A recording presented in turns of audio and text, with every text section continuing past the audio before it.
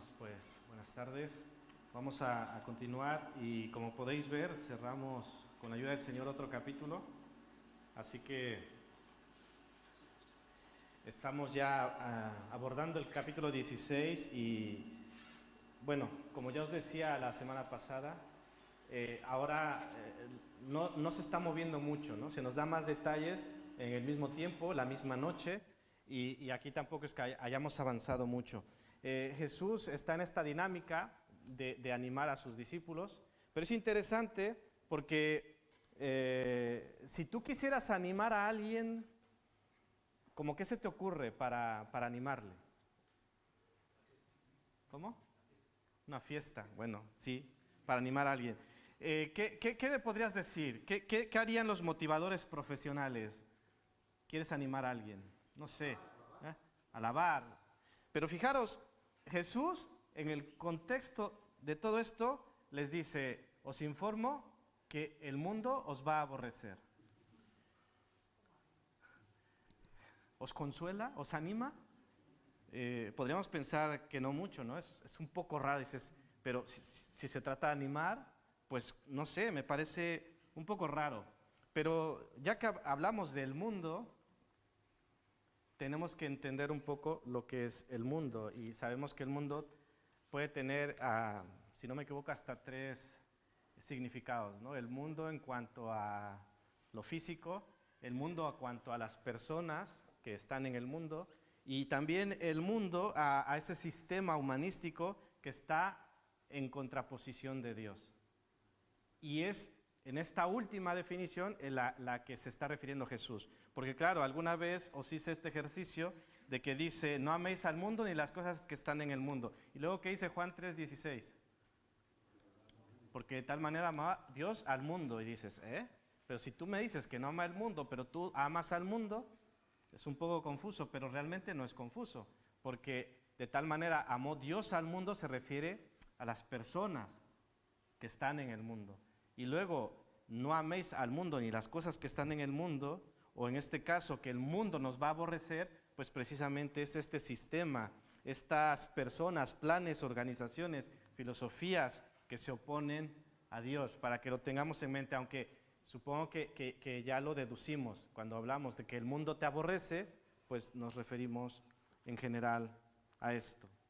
Ya he mencionado, somos llamados a no amar al mundo y también somos llamados a no conformarnos al mundo. Esto está en Romanos 12:1 y lo otro que de no amar al mundo está en 1 de Juan 2:15. Pero fijaros que es interesante que nos dice el Señor, no ames el mundo, no te conformes al mundo, pero testifica al mundo. O sea, no hagas esto, pero sí haz aquello. Y es a lo que somos enviados. Lo maravilloso es, como hemos leído, es que no estamos solos en esta labor. No podríamos estar solos, sino que el Consolador está con nosotros. Esa persona del Espíritu Santo ayudándonos. Él da testimonio, pero también nosotros somos llamados a testificar. Bueno, entonces, con todo esto, al final podemos decir, bueno, podemos tener esa paz que Él nos da, que Él nos deja, podemos tener su gozo en un mundo que se opone a Dios. Es la realidad, estamos en un mundo caído, un mundo que se opone a Dios. Así que vamos a abordar este pasaje intentando responder a esta pregunta, ¿por qué nos aborrece el mundo? Bueno, primeramente tenemos ahí los versículos, porque nos identificamos con Cristo, porque no pertenecemos al mundo y por la ceguera del mundo. Evidentemente, por estas 3 razones, no nos va a amar el mundo. Vamos al número 1. Es cierto que esto que Jesús les estaba diciendo a sus discípulos no es nuevo. Venía a mi mente cuando Jesús les decía, un nuevo mandamiento os doy. Bueno, aquí no es cosa nueva. Jesús, como buen maestro, sabía lo que venía y venía ya preparando a sus discípulos. Más atrás en los evangelios tenemos, por ejemplo, desde el Sermón del Monte les decía ya, bienaventurados los que padecen persecución por causa de la justicia, porque de ellos es el reino de los cielos. Bienaventurados sois cuando por mi causa os vituperen y os persigan, y digan toda clase de mal contra vosotros, mintiendo. Gozaos y alegraos, porque vuestro galardón es grande en los cielos, porque así persiguieron los profetas que fueron antes de vosotros. Pero yo os digo, amad a vuestros enemigos, bendecid a los que os maldicen, haced bien a los que os aborrecen, y orad por los que os ultrajan y os persiguen. Palabras de nuestro Señor, que ya desde el principio de su ministerio ya dejaba caer.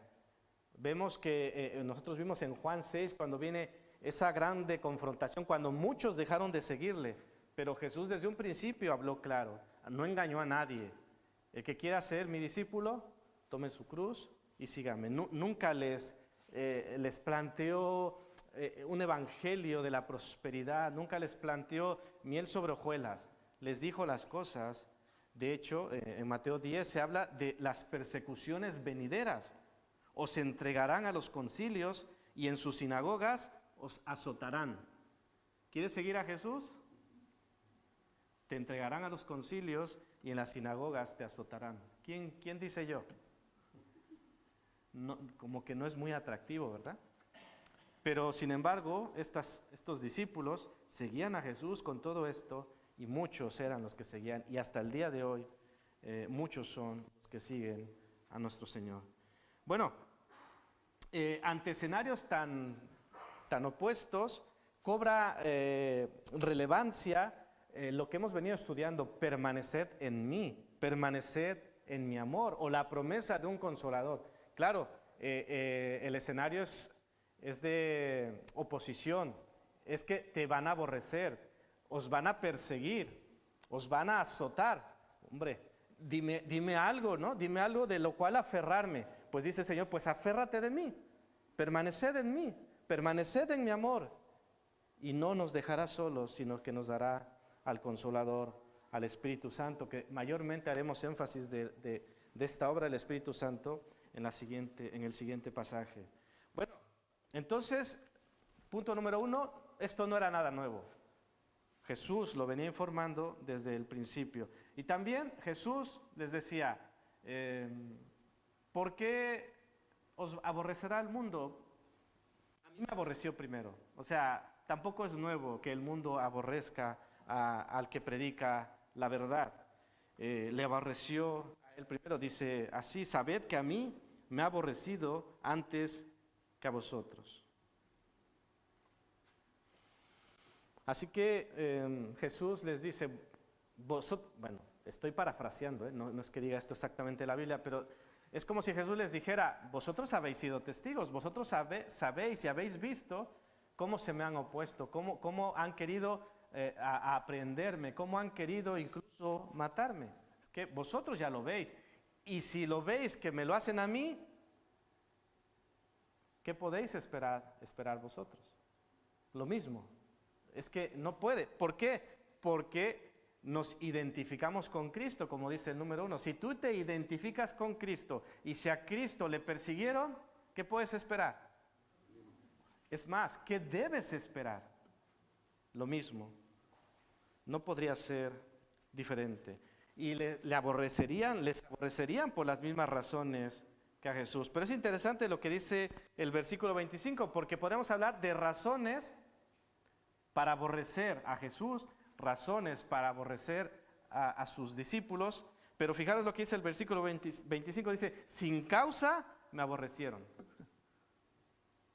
Ellos pensaban tener causas, ellos pensaban tener razones, pero realmente no la tenían. ¿Cuáles eran las razones? ¿Qué podríamos citar? ¿Cuáles eran las razones por las cuales aborrecer a Jesús? Si tuvieras que lanzar una acusación, ¿qué dirías? Imagina que eres un fiscal, estás en un juicio y tienes que acusar a Jesús. ¿De qué le acusas?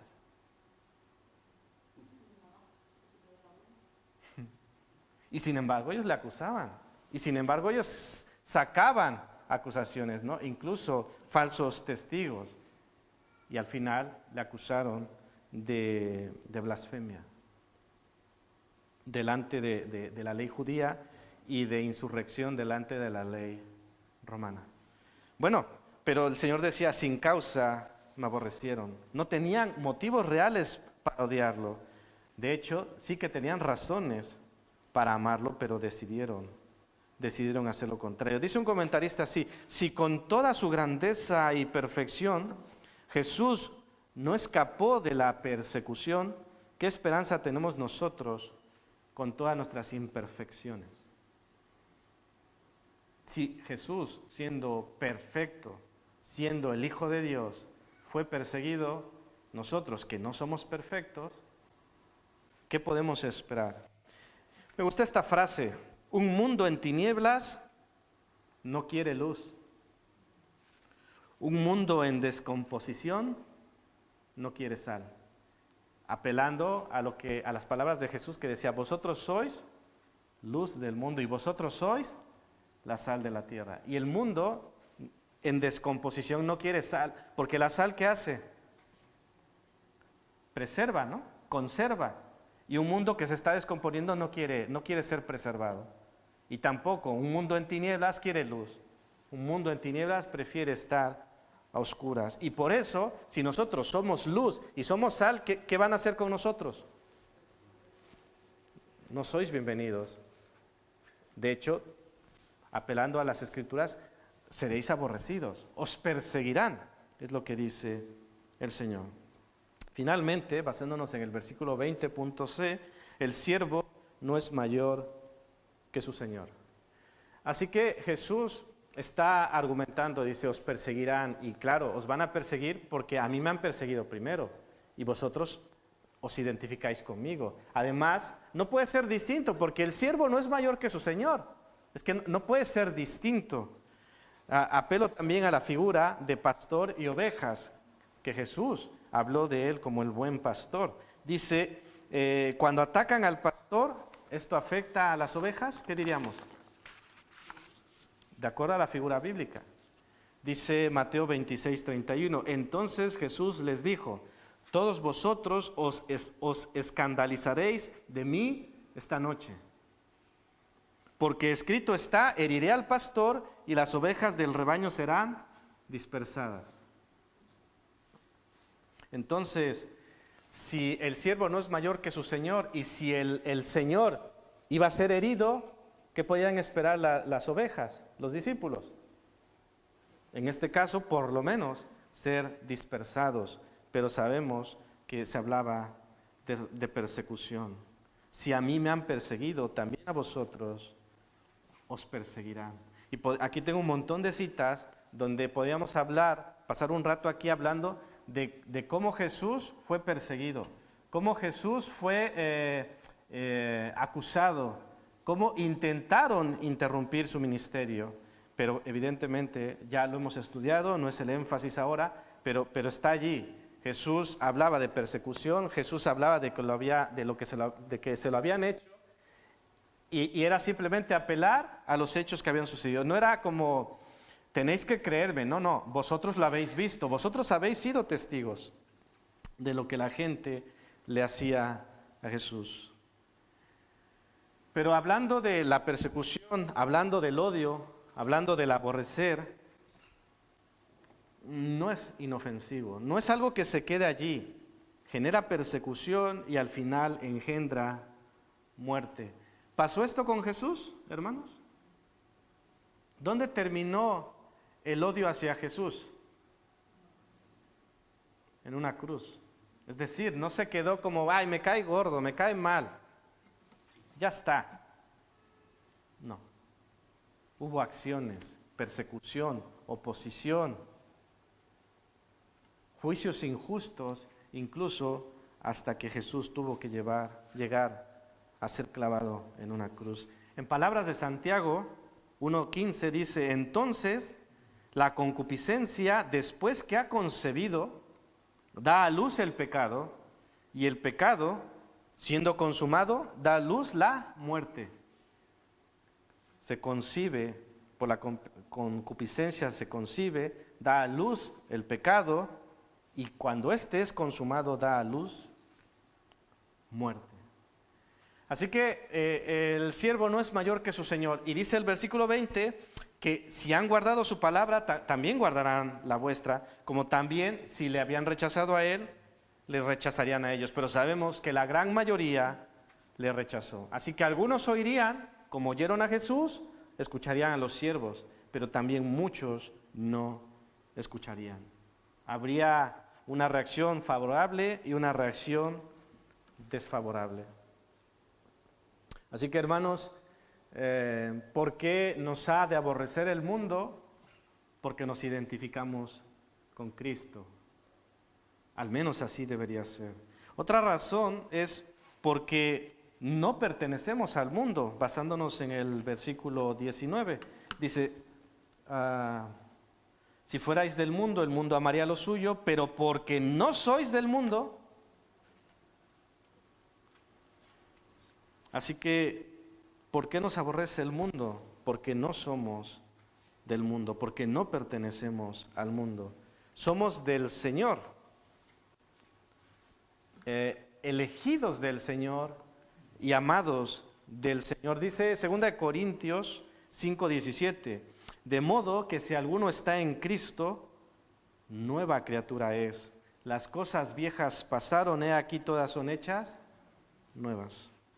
Así que en Cristo hemos pasado de muerte a vida. Pero también, hermanos, hemos pasado de pertenecer al mundo a pertenecer a Dios. Y como consecuencia, hemos pasado de ser amados por el mundo a ser ¿qué? Aborrecidos por el mundo. Es como funcionan, permitidme, es casi matemático. Si esto, aquello, condicionales. Ahora en Cristo somos nuevas criaturas, las cosas viejas pasaron. El amor del mundo pasó, el pertenecer al mundo pasó, ahora somos del Señor. Y decía Jesús en el mismo versículo 19, yo os elegí del mundo.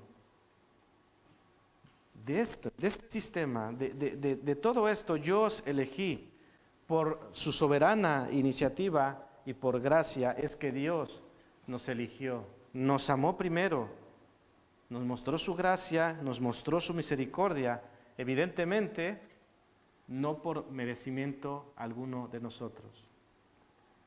Si tuviésemos que decir de aquellos que escogió Dios, en algún momento se resalta que los haya elegido por alguna cuestión especial, humanamente algo que sobresalía en ellos. No eran los más destacados de su época, no eran los más destacados de la sinagoga judía, no eran los más destacados profesionalmente, humanamente no eran los más, sino que fueron elegidos por gracia, porque el Señor estaría trabajando con ellos. Pero así como el mundo nos aborrece, el Señor nos ama. Pero puesto que no sois del mundo, antes yo os elegí del mundo, por eso el mundo os aborrece. Pero si el mundo nos aborrece, ¿qué hace Jesús? Nos ama, lo cual es mucho mejor. Somos amados del Señor, somos amados de Dios. Si fuerais del mundo, el mundo amaría lo suyo, pero no somos del mundo, somos amados del Señor. Quisiera leeros unos versículos en la primera carta de Pedro, capítulo 4, porque si no pertenecemos al mundo, no queremos hacer las cosas del mundo. Os leo 1 Pedro 4, 1 al 4, dice, puesto que Cristo ha padecido por nosotros en la carne, vosotros también armaos del mismo pensamiento. Fijaros, Cristo ha padecido por nosotros en la carne. El siervo no es mayor que su Señor. El Señor ha padecido. Nosotros vamos a padecer. Vosotros también armaos del mismo pensamiento, pues quien ha padecido en la carne, Jesús, terminó con el pecado, para no vivir el tiempo que resta en la carne. ¿Para qué padeció? Para que tú y yo no estemos sujetos a la carne, conforme a las concupiscencias de los hombres, sino conforme a la voluntad de Dios. Dice versículo 3, baste ya el tiempo pasado para haber hecho lo que agrada a los gentiles, lo que agrada al mundo. No améis al mundo, andando en lascivias, concupiscencias, embriagueces, orgías, disipación, abominables idolatrías. A estos, el mundo, le parece cosa extraña que vosotros no corráis con ellos. Pregunto, hermanos, ¿tenéis esta experiencia? ¿Al mundo le parece cosa extraña que no corramos con ellos?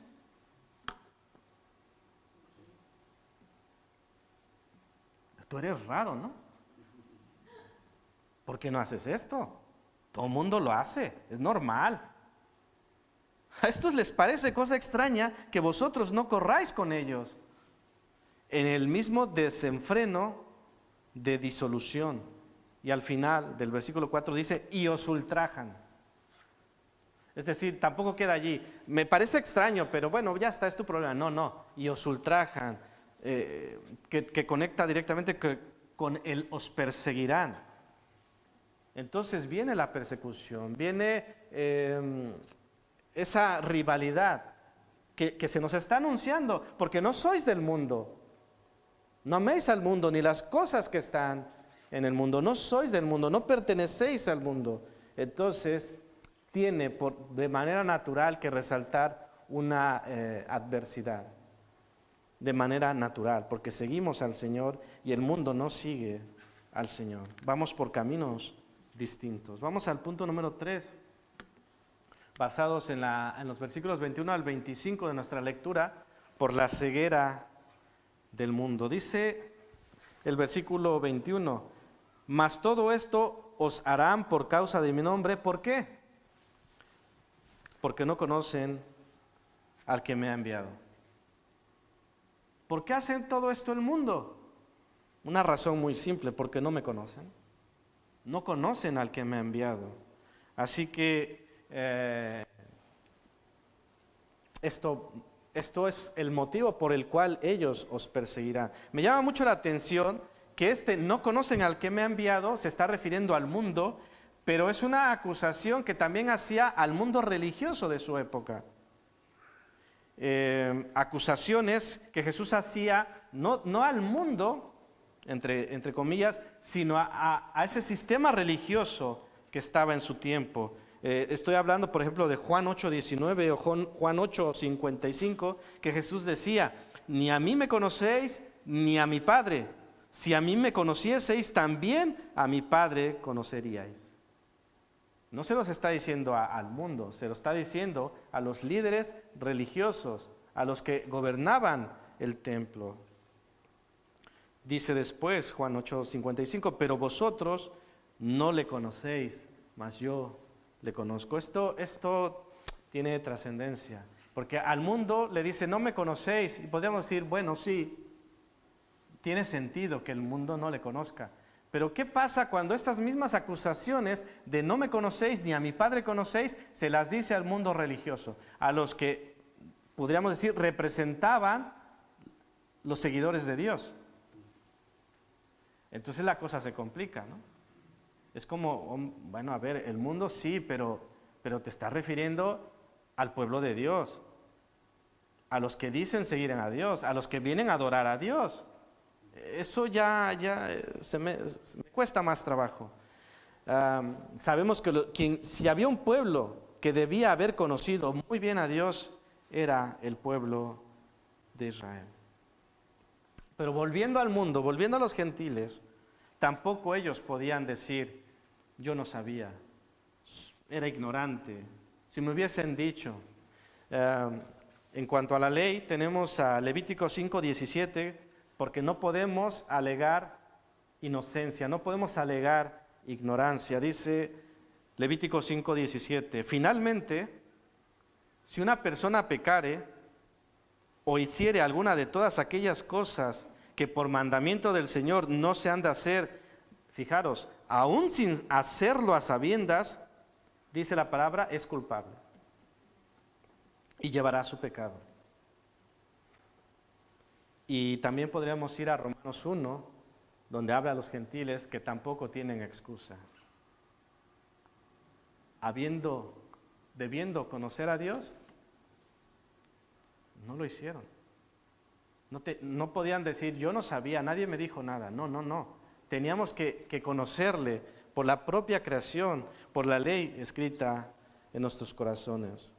Así que El mundo tiene ceguera y aborrece a lo que es de Dios, porque no conoce a Dios y también no reconocen su pecado.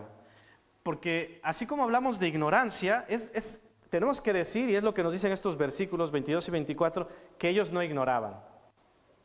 Porque Jesús mismo les había revelado, les había dicho quiénes eran, hijos de quién eran. O sea, no era nada oculto, no era nada que, bueno, nadie me ha dicho nada. No, sí se te ha dicho. Lo deberías saber y por si no lo sabías, se te ha dicho. Así que no apeles a la ignorancia. Ellos no ignoraban. Dice Jesús, si yo no hubiera venido ni les hubiera hablado, no tendrían pecado. Pero vino Jesús, les habló, dice, ya está. No tienen excusa. No es que no sabían, sino que no reconocen. No quieren aceptar su pecado. Ellos decidieron ignorar voluntariamente, pero el versículo 24 va más allá, porque no solo vino Jesús, no solo habló, lo cual es suficiente, sino que además, como dice el versículo 24, si yo no hubiese hecho entre ellos obras que ningún otro ha hecho, no tendrían pecado. Pero ahora dice, han visto y han aborrecido a mí y a mi Padre. Es decir, les he hablado y les he mostrado. He hecho obras mediante las cuales no tienen excusa.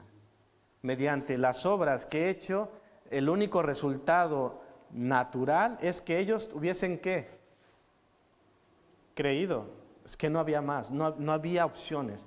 Mediante lo que Jesús decía, mediante lo que Jesús mostraba, mediante lo que Jesús hacía, solo podía creerse. Y sin embargo, ellos decidieron no creer.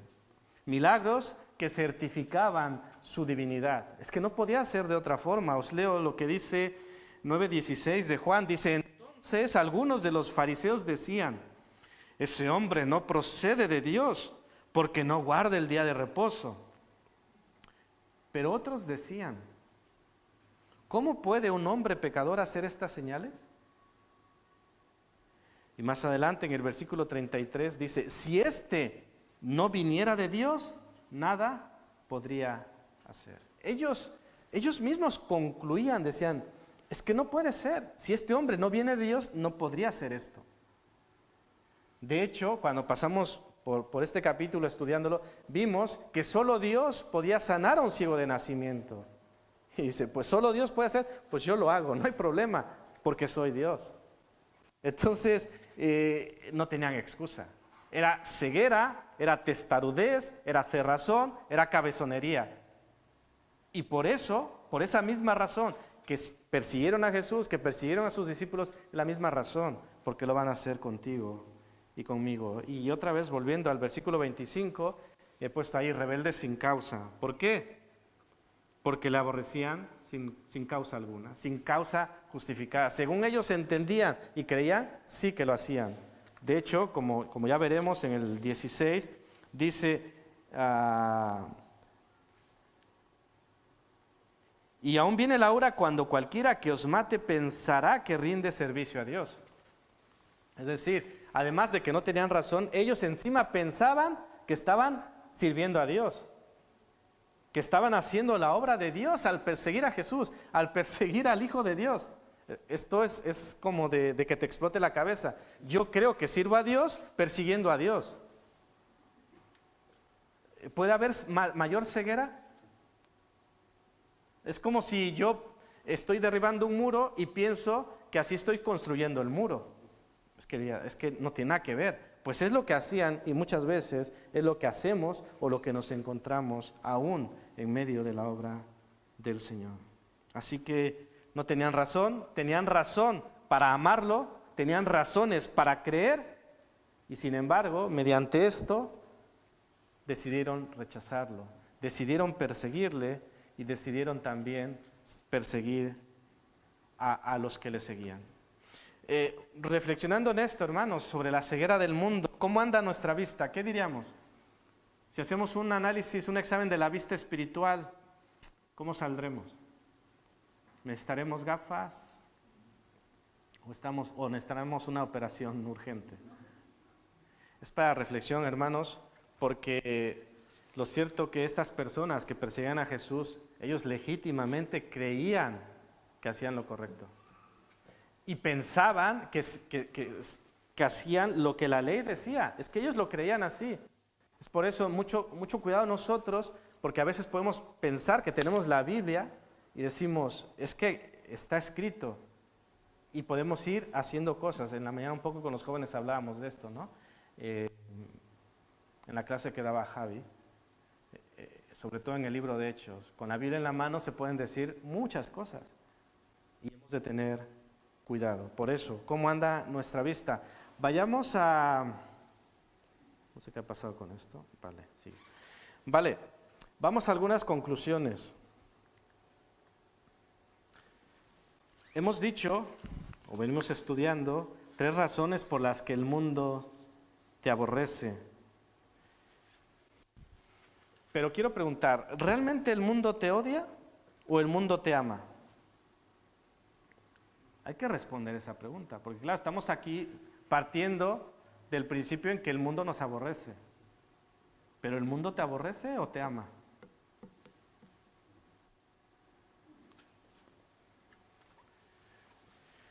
Si el mundo te ama, ¿focos amarillos o focos rojos? Porque la Escritura dice, si fuerais del mundo, el mundo amaría lo suyo. Versículo 19. Entonces, si el mundo me ama, ¿qué pasa según este versículo? Si fuerais del mundo, el mundo amaría lo suyo. Si el mundo me ama, ¿de quién soy? Entonces, ¿el mundo te ama o te odia? Y no quiero pasar mucho tiempo aquí, pero claro, tenemos que hacer algunos matices, porque a veces en nuestra ceguera, dice, el mundo me aborrece. Ya, pero hay que discernir. A veces no te aborrece porque eres cristiano. No te aborrece porque eres fiel al Señor. No te aborrece porque vives en santidad. Te aborrece porque eres un pesado, ¿sabes? No, sí. Hay que aclarar. A veces nos hacemos los mártires. No, es que a mí yo sufro persecución. Ya. Pero ¿por qué sufres persecución? ¿Por el Señor o por tu cabezonería? ¿No? Y esto trae a mi mente cuando alguien sufre una enfermedad y dice, ¡ay, el Señor ha permitido esta enfermedad! No, a ver, esa enfermedad viene por tus excesos, por tus vicios, por tus abusos. Entonces no le pongas la etiqueta del Señor me está aprobando, el Señor, no. Que el Señor aprovecha todo y trabaja contigo de cualquier manera, pero no le carguemos ni a Dios lo que no viene de Dios, ni le carguemos incluso al enemigo lo que no viene del enemigo. Porque también a veces Satanás, es que es culpa de Satanás. No, a veces sí, y detrás está él, pero también muchas veces por nuestras propias concupiscencias es que sufrimos y padecemos. Así que debemos tener claro que sufriremos, que padeceremos persecución, pero tengamos claro que es por Jesucristo. Yo podría hablar de algún caso muy evidente en mi vida de persecución, pero yo no podría decir, ha sido por Cristo. No ha sido por Cristo. Ha sido por este mundo caído. Pero no podría ponerle la etiqueta, ¡ay, persecución porque soy del Señor! Hay casos y casos y tenemos que aprender a distinguir. Dice 2 de Timoteo 3:12, y también todos, fijaros, todos los que quieren vivir piadosamente en Cristo Jesús padecerán persecución. Repito la pregunta, ¿realmente te aborrece el mundo? ¿Realmente estás padeciendo persecución? ¿O estás muy cómodo? Y tenemos que reflexionar, ¿por qué estoy tan cómodo? ¿Por qué el mundo no me aborrece? ¿Por qué el mundo incluso me ama? ¿Por qué será? Os leo estas palabras de un comentarista que dice, no ha de extrañarnos que quienes han sido libertados de las garras del mundo sean objeto del odio del mundo. Esto no debe extrañarnos, ya que son considerados como enemigos del mundo. Esto es lo que dice la palabra de Dios. Dice, lo que sí es motivo de duda y lo que sí ha de extrañarnos es que quienes se aprecian o se precian con el nombre de cristianos, o los que dicen ser cristianos y son carnales, sean prosperados en las cosas del mundo y considerados como amigos de los que son mundanos. Dice, puesto que no puede haber armonía de Cristo con Belial, ni del creyente con el incrédulo. No puede haber comunión entre las tinieblas y la luz. Es lo que dice la Escritura, no puede. Pero si en nuestra vida cotidiana sí que puede, ¿qué está fallando? ¿Está fallando el principio de Dios o qué está fallando? Está fallando nuestra vida. Estoy fallando yo.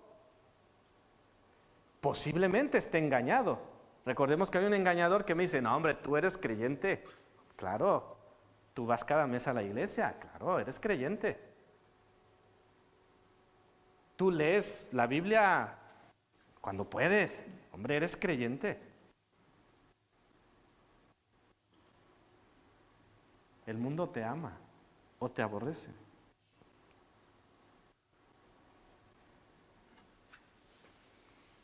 ¿Te sientes como pez en el agua en el mundo?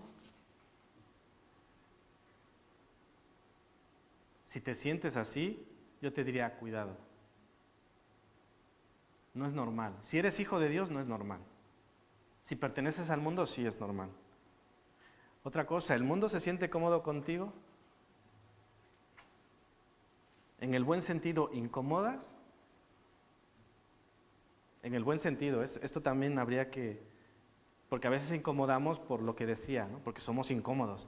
Pero cuando nosotros vivimos una vida en santidad, cuando nosotros apelamos a la santidad que Dios apela de nuestras vidas, nos volvemos incómodos.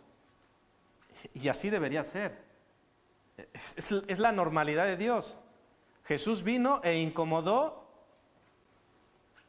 a las autoridades religiosas, a los que estaban ahí más arriba en cuanto a las cosas de Dios, los incomodó y los incomodó mucho, mucho. Los que debieran ser los primeros en seguirle, los que debieran ser los primeros en reconocerle por las profecías, por los milagros, por todo señalaba, este es el Hijo de Dios. Y ellos, debiendo ser los primeros en decir, este es el Mesías, fueron los que dijeron, este sana por Belcebú. Oh. Pero ¿cómo? Increíble. Hermanos, no es normal que un hijo de Dios se sienta como pez en el agua en el mundo. Somos llamados, como ya decía, a no conformarnos al mundo. Romanos 12:2 dice, no os conforméis a este siglo, no os conforméis, no os acomodéis, no os sintáis cómodos, sino transformaos por medio de la renovación de vuestro entendimiento. ¿Y eso cómo se hace? ¿Cómo se renueva nuestro entendimiento? Hermanos, esto es como un filtro y va purificando, va limpiando, va renovando nuestro entendimiento. Dice, para que comprobéis cuál sea la buena voluntad de Dios, agradable y perfecta. Hermanos, no nos acomodemos al mundo, no amemos al mundo, no vivamos como el mundo. Y sin que se malinterprete que el mundo no se sienta cómodo con nuestra presencia. Por eso hemos de irnos con esta reflexión. ¿Realmente te aborrece el mundo o te ama el mundo? Bueno, punto número 2, el mundo dentro de la iglesia. Esto es un punto, veo el tiempo y me va a ganar, pero dice en los últimos versículos, que no puse en el bosquejo inicial, pero están aquí, del 1 al 4, dice, os expulsarán de las sinagogas y hasta viene el día en que cualquiera que os mate pensará que está prestando un servicio a Dios. Hablamos de la oposición del mundo, que el mundo nos va a aborrecer y eso casi lo damos por hecho.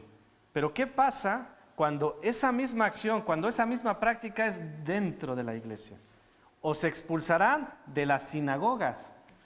Cuando habla de las sinagogas ya no estaba hablando del mundo conocido como tal, de ese sistema que se opone a Dios. En la sinagoga se supone, al menos desde la teoría, es que en la sinagoga no se oponían a Dios, sino que hacían y procuraban seguir la voluntad de Dios. Lo mismo que pasa hoy en las iglesias, al menos desde la teoría, es en donde se busca la voluntad de Dios, es donde buscamos agradar a Dios.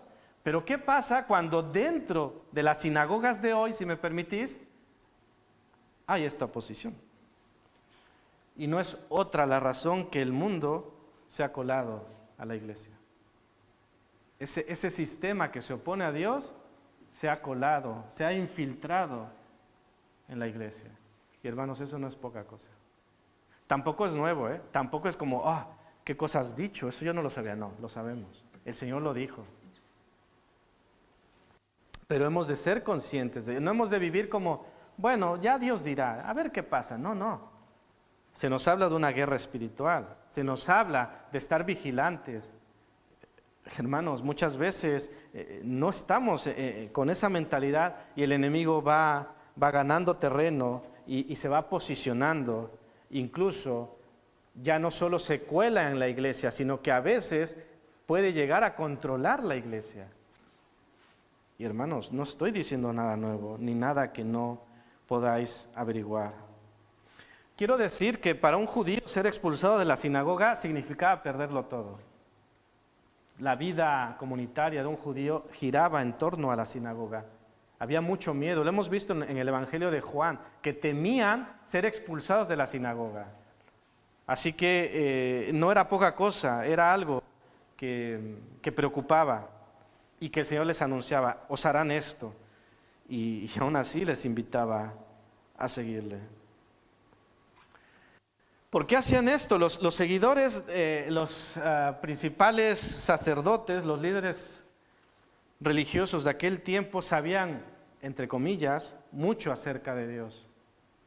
Incluso podían citar capítulo y versículo para defender sus doctrinas.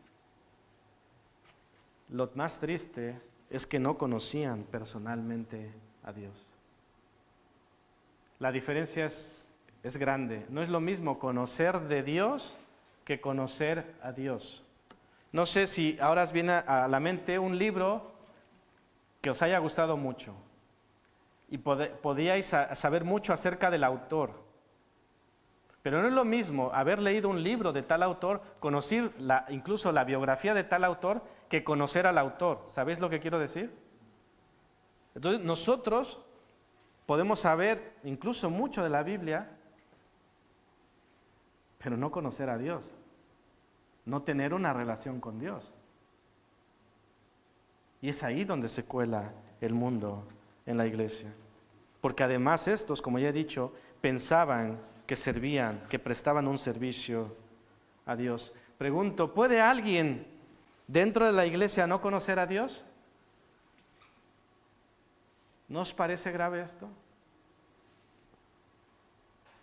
¿Puede incluso alguien en el liderazgo, entre comillas, porque estamos para servir, no conocer a Dios? La respuesta, lamentablemente, es sí, pero digo esto con tristeza, estar en la iglesia no significa ser parte de la iglesia. Estar en la iglesia no significa ser parte de la iglesia. Bueno, ¿por qué rechazaban a Jesús? Porque no conocían a Dios, porque estaban ciegos, lo hemos dicho. Hermanos, el mundo dentro de la iglesia va a rechazar el mensaje de Dios, no querrá escuchar de santidad. El mundo dentro de la iglesia no querrá escuchar de disciplina. El mundo dentro de la iglesia no querrá escuchar de pecado. El mundo dentro de la iglesia, fijaros, no querrá escuchar de la Biblia. Pero el Señor nos envía a predicar la verdad. ¿Qué es lo que hace Jesús? El punto número 3. Os cuento todo esto, os perseguirán, os rechazarán, pero os envío. Y tenés que ser frontales y tenéis que decir la verdad. Y precisamente por decir la verdad os rechazarán. No vais a ser populares. No vais a tener muchos, ¿cómo se llama hoy los índices de popularidad? No vas a tener muchos followers. No vas a tener muchos likes. Pero hermanos, ¿somos llamados a ser followers o somos llamados a ser discípulos? Que son seguidores, pero no en el sentido humano, sino en el sentido bíblico. Y seguidores de Cristo, por supuesto. Así que, hermanos, aunque somos rechazados y seremos aborrecidos, somos enviados a testificar al mundo. Lo cual me llama mucho la atención porque dice, el mundo te aborrece, el mundo te aborrecerá, te perseguirá, os azotarán, pero tenéis que ir. Tenéis que ir y proclamarles la verdad. Esa es la actitud, es a lo que somos llamados. No a conformarnos al mundo, no a amar al mundo, pero sí a testificar a este mundo. A este mundo que odia a Dios, a este mundo que no conoce a Dios, a este mundo que rechaza a Dios, a ese mundo somos llamados a testificar de palabra y a testificar con nuestra vida. Y sabemos que eso es un gran desafío, pero que somos llamados a hacerlo. Hermanos, ¿quién está mejor posicionado? ¿Quién está mejor cualificado para dar testimonio? ¿Qué diríais? ¿Todos somos llamados a testificar? Sí, ¿no? Pero luego, dentro de que somos llamados a testificar, hemos de estar preparados. ¿Y cómo hemos de estar capacitados para testificar? ¿Qué podríais decir?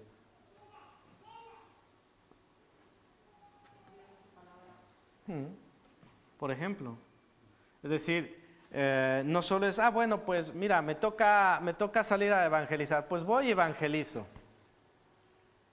El Señor te ama, ya, pero si yo no tengo una relación con Dios, no tengo un día a día con Él, hermanos, eso, perdonadme, el Señor ocupa todo y puede hacer milagros, pero no es el orden de las cosas. Está bien que seamos obedientes y salgamos, pero también seamos obedientes en el día a día, seamos obedientes en esa relación, en esa comunión, la cual nos va a capacitar para luego salir y tener un impacto, para que, entendedme, para que la gente escuche el mensaje y vea esa convicción, vea que nosotros consumimos el producto, ¿sabéis lo que quiero decir, no? Pero a veces anunciamos el producto y no lo consumimos. Eso pasa un montón. Te presento un Dios de amor, te presento un Dios que perdona. Y la gente a veces nos dice, pero es que yo te conozco. Por eso mejor vamos a evangelizar a China, ¿no? A lo mejor ahí no nos conocen. Esto es real, hermanos. Es un grande desafío, pero es que el Señor nos delega. Quiero ir terminando diciendo estas frases. Por ejemplo, somos colaboradores de Dios, 1 Corintios 3:9. Somos embajadores de Cristo. Nos ha delegado el ministerio de la reconciliación. Hermanos, si me permitís la expresión, no podemos escaparnos.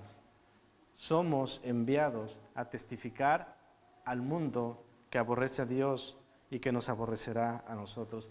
Y también somos enviados a ese mundo que está dentro de la iglesia. Y a veces habrá que denunciar, a veces habrá que incomodar. Pensaba yo en este sentido, viene a mi mente una escena, vi una vez una escena de una familia, era algo cómico, pero que me deja esta enseñanza.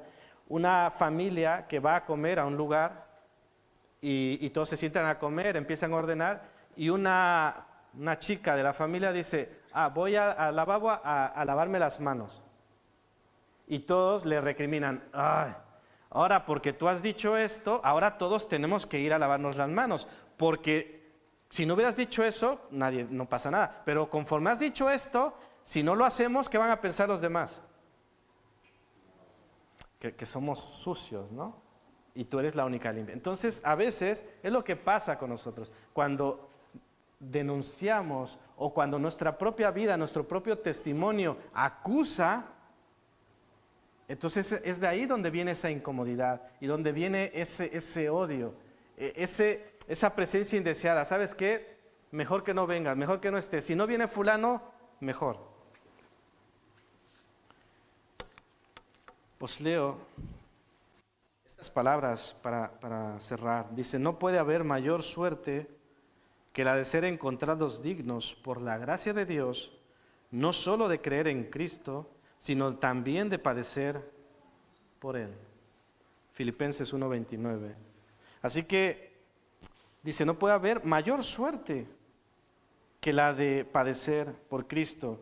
Y luego dice, si es que padecemos juntamente con Él, para que juntamente con Él seamos glorificados. Romanos 8:17. Y dice, porque de la manera que abunda en nosotros los padecimientos de Cristo, así abunda también por medio de Cristo nuestra consolación. Es como nos consuela el Señor. Vas a padecer, vas a sufrir, pero también de esa misma manera abundará por medio de Cristo nuestra consolación. Y que podamos en medio de todo esto reconocer la gracia de Dios, encontrarnos dignos, como dice aquí, no solo de creer, sino también de padecer por Él. No sé si apelemos, deseemos llegar a ese grado de hallarnos dignos de padecer por Él. Cuando padecemos, no sé si siempre estemos pensando de esta manera. He padecido por Cristo. ¡Qué maravilla! Cuando padecemos, quizá la primera reacción es quejarnos. Pero que podamos apelar a este nivel que decía Pablo, de hallarnos dignos de padecer por Él. Termino preguntando, ¿aborreces a alguien?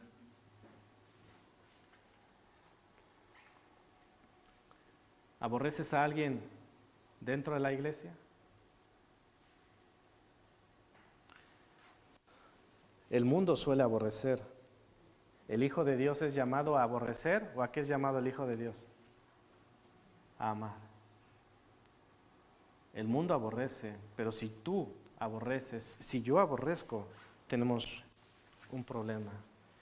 Y termino citando 16:1, dice, estas cosas os he hablado para que no tengáis tropiezo. Jesús dice, todo esto es para vuestro bien. Que el Señor nos bendiga.